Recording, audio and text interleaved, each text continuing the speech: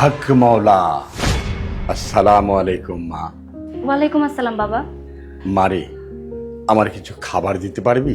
জি বাবা, আমি এক্ষুনি আপনার জন্য খাবার আনছি, আপনি একটু দাঁড়ান। অথই,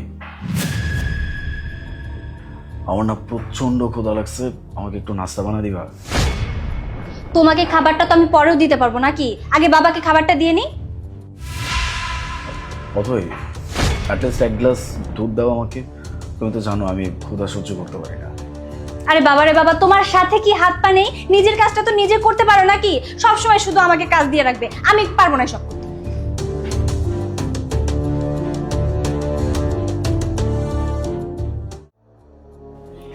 এই নিন বাবা। হক মৌলা, সব সময় সুখী থাকিস মা। বাবা, আমার তো সেই সুখে থাকার কোনো উপায় নেই, আপনি কি বলতে পারবেন যে কিভাবে সুখ আনা যায়? হক মৌলা, আল্লাহ চাহে তো সুখ হতে পারে রে মা। তুই যদি তোর ঘরে সুখ আনতে চাস, তাহলে প্রথমেই তোর ব্যবহার পাল্টাতে হবে। কারণ যে ঘরে পুরুষের চেয়ে মহিলার আওয়াজ বেশি হয়, ওই ঘরে কখনোই সুখ আসতে পারে না রে মা। ওই ঘরে উপরওয়ালার রহমত কখনো আসতে পারে না রে মা। তোর সুখ তোর হাতেই।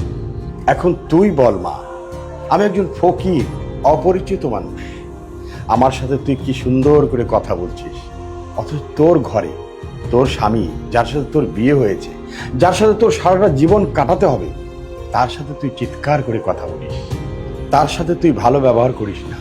তুই তাকে এমন বোঝাস যে তোর কথাই মনে হয় সংসার চলে। এখন তুই বল মা, তুই যদি তোর স্বামীর সাথে এমন ব্যবহার করিস, তাহলে তোর স্বামী কি খুশি থাকবে? এখন তোর স্বামী যদি সুখী না হতে পারে, তাহলে কি তুই সুখী হতে পারবি রে মা? আর তোরা দুজনে মিলে যদি সুখী না হস, তাহলে এই সংসারে সুখ আসবে কিভাবে? তাই তোর স্বামীর সাথে একটু চিন্তা ভাবনা করে কথা বল। কিন্তু বাবা, ও তো আমার ঘরের স্বামী, তাই না? ওর সাথে কথা বলতে গেলে আমার চিন্তা ভাবনা করে তারপরে বলতে হবে।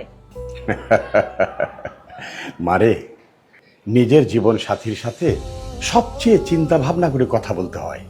তোর যার সাথে সারা জীবন কাটাতে হবে, তার সাথে যদি চেঁচিয়ে কথা বলিস, তাহলে তো সংসারে ফাটল ধরবেই।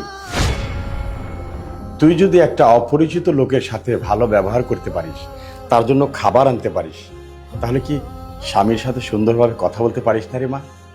মারে, ওরে কোনো কথা না শুনিয়ে শান্তি মতো দুটো খাবার দিতে পারিস না? দেখ মা, আজকালকার স্ত্রীরা হযরত খাদিজা আলাইহিস সালামের মতো সম্মান চায়, কিন্তু হুজুর পাক সাল্লাল্লাহু আলাইহি সাল্লামের মতো সম্মান দিতে চায় না। মা খাদিজা দুনিয়াতে থাকতেই বেহেশতের সুসংবাদ পেয়েছে। তাহলে তুই তো একজন সাধারণ মহিলা, তোর স্বামীর সাথে হেসে দুটো কথা বললে কি আসে যায়? আমি বলছি না তুই তোর স্বামীর পা ছুঁয়ে থাক, ওটা তো একটা আলাদা জমানা ছিল, কিন্তু নিজের স্বামীকে ভালোবেসে দুটো কথা তো বলতে পারিস। দেখ মা, তুই আমার কাছে উপায় জানতে চেয়েছিস, আমি তোকে উপায় বললাম, এবার মানা না মানা তোর ব্যাপার। এই যে খাবার আমাকে দিলি, আল্লাহ কিন্তু খুশি হবে না যদি তোর স্বামীকে খুশি করতে না পারিস, কারণ স্বামী তোর বেহেশত। আশা করি তুই বুঝেছিস। দেখ মা, বোঝানোর আমার কাজ ছিল, আমি বোঝালাম। পথ দেখানো আমার কাজ ছিল, পথ দেখালাম। আর সেই পথে চলা তোর কাজ না। হক মাওলা।